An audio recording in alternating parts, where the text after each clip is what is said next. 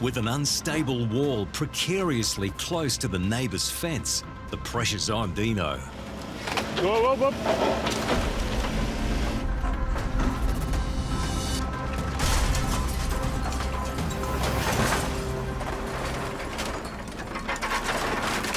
The danger's diffused for now.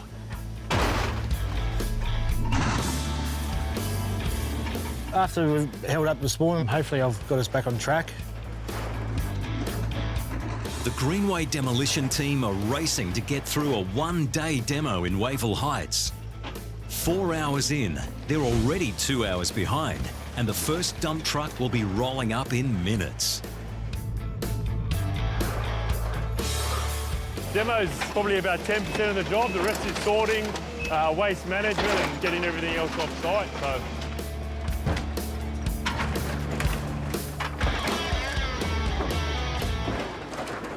And cue the truck.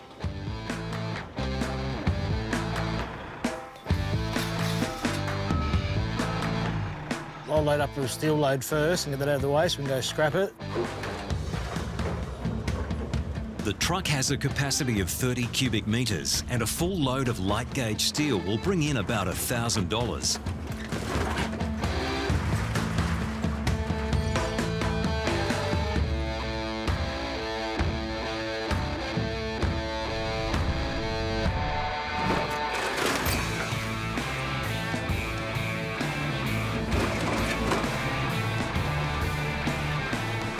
With the second truck on the way, the heat is on to clear out the kitchen. Pretty hard with the big machine, but you know, takes a while to get used to it. I've tried it, it's not that good. That's why I've got Dino here. A slow, delicate approach is needed with this 50-year-old timber frame. Just with all the structure being taken down, there's no real stability at the ends. It's a nail-biting time for next door. Fragile windows and flying debris do not mix. Dino here, grab this side in.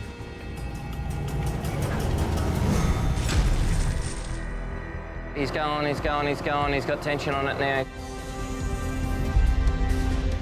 Okay, here we go.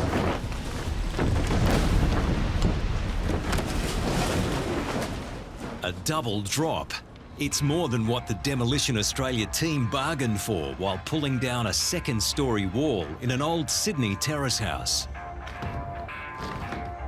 The floor structure didn't hold up quite as well as we'd hoped because it's been eaten out by wide ants. By the looks of it, at least now, there's no weight in that wall that can go forwards.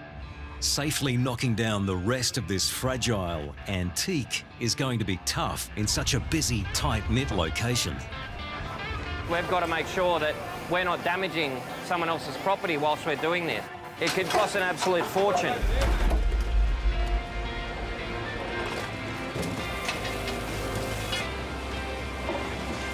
For this touchy section, Peter takes the controls. At the end of the day, I'm responsible for any of the damage, so if I'm going to be paying for it, I'd rather be making it. Is that right to go, Matt? All right.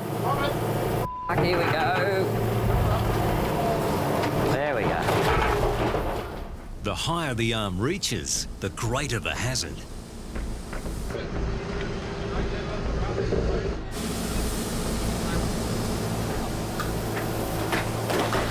That's beautiful, bloody beautiful. Have a go at that. Oh, that's not beautiful. That's an ugly duckling. There's probably 5 tonne of brick hanging up on that wall. It's risky business. But not for Peter. With the top part of the wall down, he can move through to the front section of the shop, all the while looking out for profitable salvage. Yeah, it's a good idea. I got that one sold. With the risky section down, Peter hands the controls back to Matt for the next phase, ripping down the front and the walls adjoining the neighbours.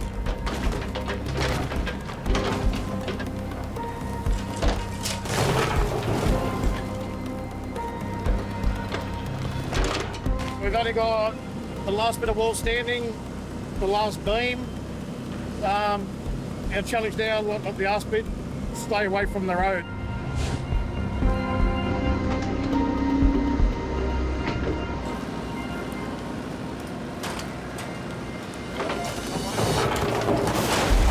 After more than 170 years, these convict bricks are ready to prove gravity. We don't want a stray brick or a bit of timber or something flying out and injuring anybody.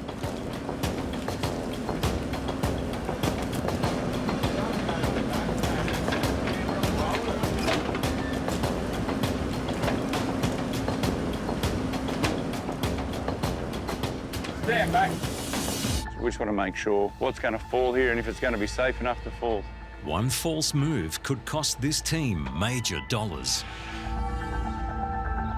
Yeah, you can see the ducts there. We'll end up pulling them through and then just replace that one sheet. That one's fine. Yeah, that air conditioner unit, I think it'll be okay if we cut the rest of that last little bit out. Just cut it from the inside, we'll pull that away. I'm happy with that, Baz. You happy with that? Yeah, we'll be right. Better to be safe than sorry.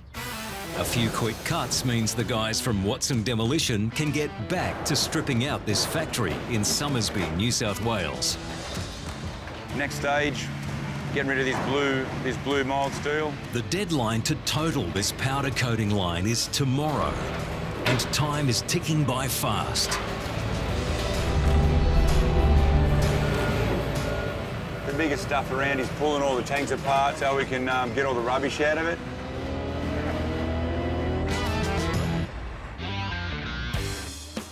Dad will jump in that truck, we'll head back to the metal recyclers, tip that off, come back and get another load. See you later. I'll open the gate. That 7 tonne of scrap will boost their profits by $1,000. Back inside, the crew's next job is to topple a massive 2-tiered bay. We'll process it here, so Baz can just keep pushing all the insulation up there. I'll pull this one over so we can rip it apart. With the ducting cut free from the outside, Warren can now get to work with the grabbers. But just as he starts, it's stuck. The ducting's broke off, Webb. Push it back, mate. I'll go out and get that big saw and might cut that rail off just the other side of that blue section if you want. The spotters step in to investigate what the problem is. It appears a bunch of cables are stopping the bay from falling. Thankfully, it's only going to take an angle grinder to fix. Take 2.